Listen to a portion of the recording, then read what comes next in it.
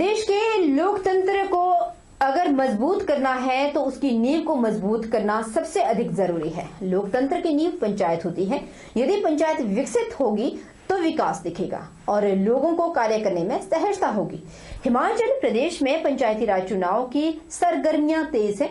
इसी बीच जब जिला सोलन की स्वरूपन पंचायत के वरिष्ठ लोगों से हमारे रिपोर्टर ने बात की तो उन्होंने कहा कि सुदृढ़ व्यवस्था के लिए सुयोग्य लोगों का चुनाव होना चाहिए।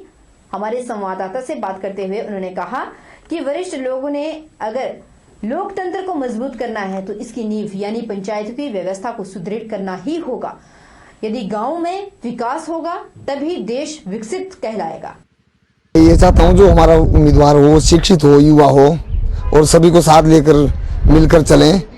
जो भी हमारे पंचायत की समस्याएं हैं उनको दूर करें, पर फिर भी स्ट्रीट लाइट्स और जो भी कमियां और रह गई हैं उनको दूर करें। और मेरी सोच यह है कि हमारे इलाके में एक कोई छोटा सा हॉस्पिटल खोला जाए जिसमें लोगों को अच्छी सुविधाएं मिल सके।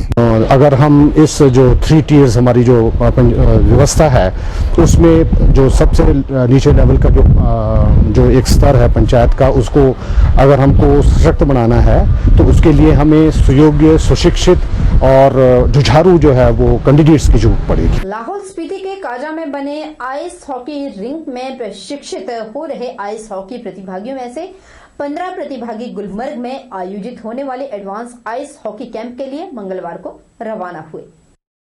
एसडीएम ज्ञान सागर ने 15 संस्थीय प्रतिभागियों को संबोधित करते हुए कहा कि लाहौल स्पीति के लिए ऐतिहासिक दिन है कि 8 लड़कियां और 7 लड़के राष्ट्रीय आइस हॉकी कैंप जो कि गुलमर्ग में होने जा रहा है उसमें हिस्सा लेने जा रहे हैं। बच्चों की आर्थिकी टूरिज्म के लिए काफी अच्छा है। इससे बच्चों में आइस हॉकी के प्रति उत्साह बढ़ेगा। उन्हें उम्मीद है कि हमारे बच्चे राष्ट्रीय टीम के लिए भी चयनित हो। इस मौके पर camp national coach Amit Berwal ने कहा कि काजा में शुरू हुए कैंप में 30 बच्चों को हमने बेसिक आइस हॉकी के लिए चयन किया था। इनमें से 15 बच्चों को गुलमर्ग में होने वाले राष्ट्रीय आइस हॉकी कैंप में ले जाया जा रहा है। गुलमर्ग में 1 जनवरी से 14 जनवरी तक एडवांस बेसिक कैंप होगा। उनका लक्ष्य है कि स्पीति का वातावरण विंटर स्पोर्ट्स के लिए काफी अनुकूल है। यहाँ से बच्चे तैयार होकर राष्ट्रीय और अंतर्राष्ट्रीय स्तर पर हिस्सा ले। कैंप अभी जो हमने ये 12 डेज का कैंप किया था, इसमें हमने 30 बच्चों को एडवांस कोचिंग कैंप के लिए लिया था, जिसमें से आउट ऑफ 30 में से हम अब 15 बच्चों को कल हम गुलमर्ग ट्रेवल कर लेके जा रहे हैं। वहाँ पे उन्हें एक एडवांस नेशनल कैंप है हमारा 1 से 14 तक। तो उस एडवांस कैंप के लिए हमने यहाँ से 15 बच्चों का सिलेक्शन किया था। आज लाहौल स्पीति के लिए एक ऐतिहासिक दिन है कि पहली बार स्पीति के हमारे जो बच्चे हैं 8 लड़कियां और 7 जो लड़के हैं नेशनल आइस हॉकी कैंप के लिए जा रहे हैं गुलमर्ग।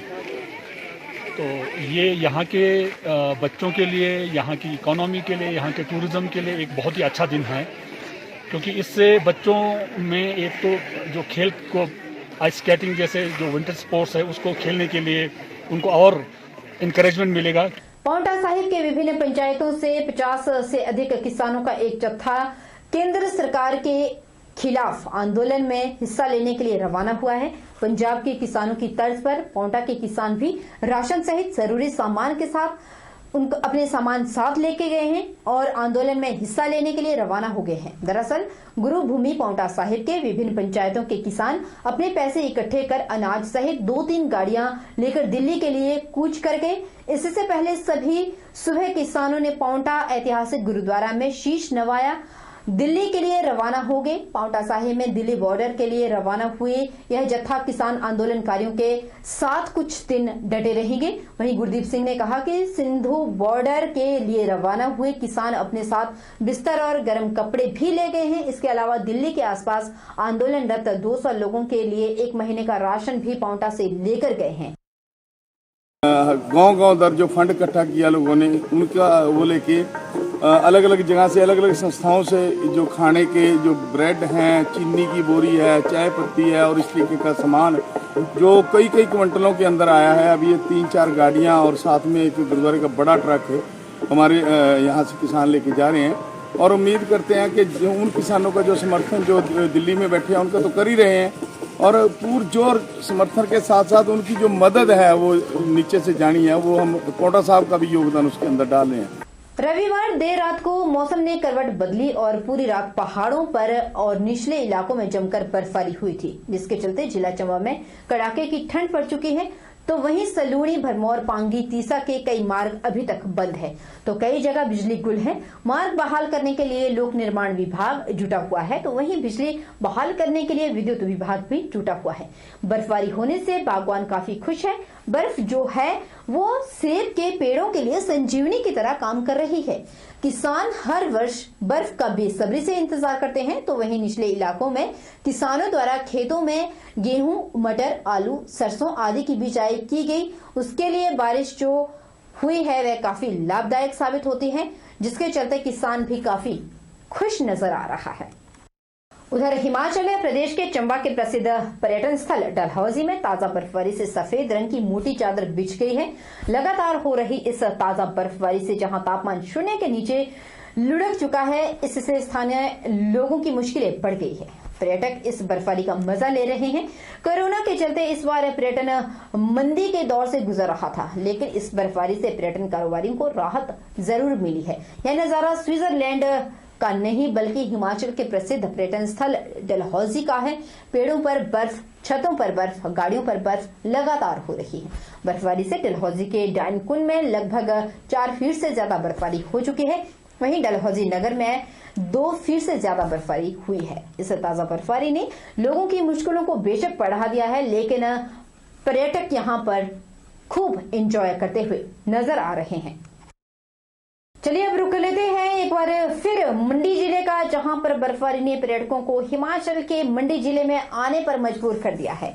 मंडी जिले में जहां रविवार को 3 फीट तक बर्फबारी हुई, वहीं आज मौसम भी खुशनुमा बना रहा और धूप खिली रही, लेकिन लोगों के लिए यह समय बेहद कीमती था, खासकर पर्यटकों को।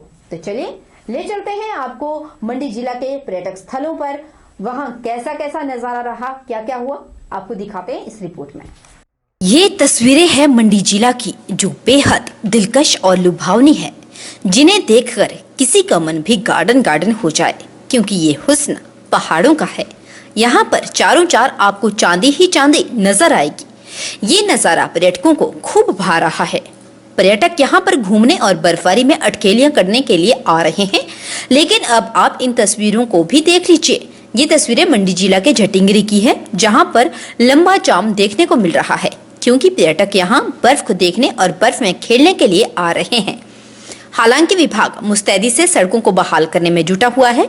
लंबे जाम में लोग बेशक फंसे रहे, लेकिन जहां पर भी बर्फ दिखी वहीं बर्फ से खेलना शुरू हो गया। ये रात को सड़क घटासनी चिटिंगरी ब्रोट रोड लगभग 12-1 बजे के लगभग बंद हुआ था। अब आप इन तस्वीरों पर भी नजर दौड़ाइए। जहां तक भी आपकी नजर जा रही है, वहां पर श्वेत चादर बिछी हुई नजर आ रही है। एक और जहां लोग अपने बगीचों में काम करते हुए नजर आ रहे हैं और बच्चे खेलते हुए नजर आ रहे हैं, वहीं महिलाएं, पुरुष, बच्चे खुद सड़कों से बर्फ हटाते हुए दिख रहे हैं, ताकि चलने फिरने में दिक्कतें पेश ना आए। उधर दूसरी तस्वीर सिराज की है, जहां पर लोग मस्ती करने के अलावा कलाकारी करते हुए भी नजर आ रहे हैं। यहाँ आप देख सकते हैं कि कैसे यह व्यक्ति ताजमहल बना रहा है। इतना ही नहीं, यह व्यक्ति शिवलिंग और भी कई चीजें बनाता है, जो लोगों को खूब पसंद आती है और पर्यटकों को भी यहाँ आने पर मजबूर होना ही पड़ता है, क्योंकि इनकी कलाकारी के चर्चे दूर दूर तक मशहूर है। और हर साल ये शिवलिंग क्यों बनाते हैं, आइए इन्हीं के जुबानी सुन लेते हैं।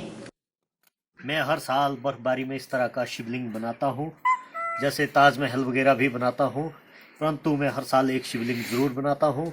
इसको बनाने का मुख्य उद्देश्य प्रकृति का धन्यवाद है कि वो उसने हमें बर्फबारी दी, और जिससे हमारे पूरे जो हिमाचल प्रदेश में है एक समृद्धि का प्रतीक माना जाता है।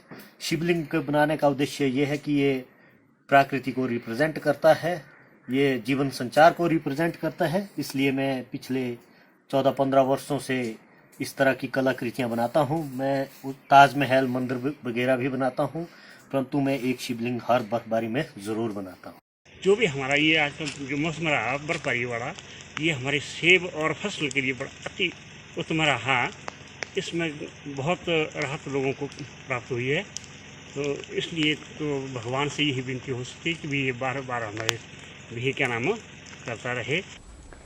और अब हम आपको एक ऐसी रिपोर्ट दिखाने वाले हैं जिसे देखकर इंसानियत शर्मसार हो जाएगी। क्या है पूरा मामला, इसके लिए आपको देखनी होगी हमारी ये report.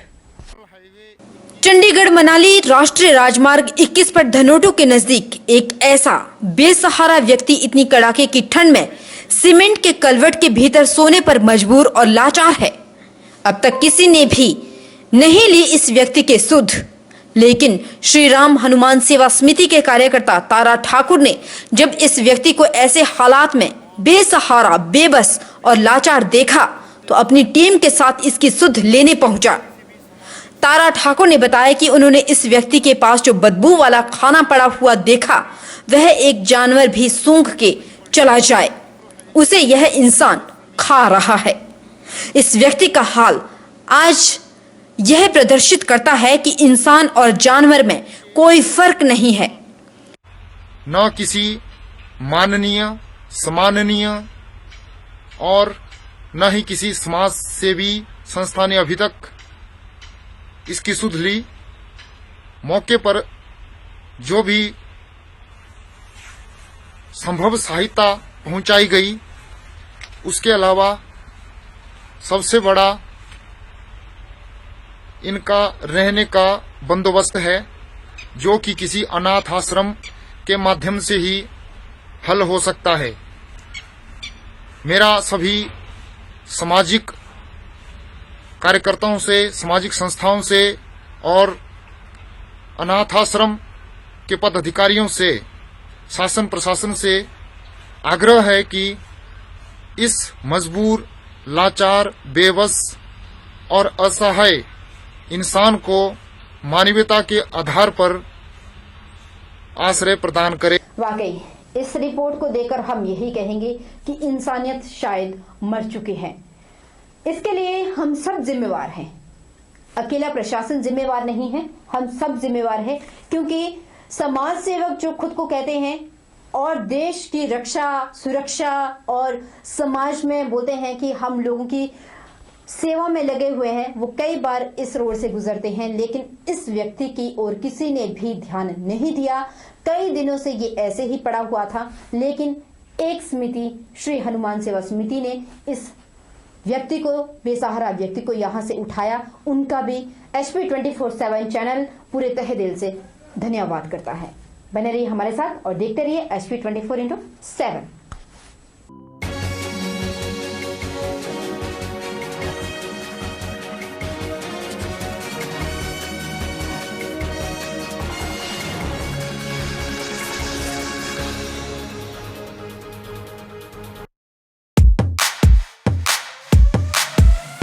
Ragging canteen lecture hall, सब updated on my wall. Tracking music पहला प्यार, सब कितना मस्त है यार, सब कितना मस्त है यार. First time boozing, first night party, must have life, just be a bit naughty, just be a bit naughty. Yeah. Sheena Meena so hardy. Yeah. Whoa, I'm so naughty. Yeah. Whoa, I'm so naughty. Naughty. Naughty. Naughty.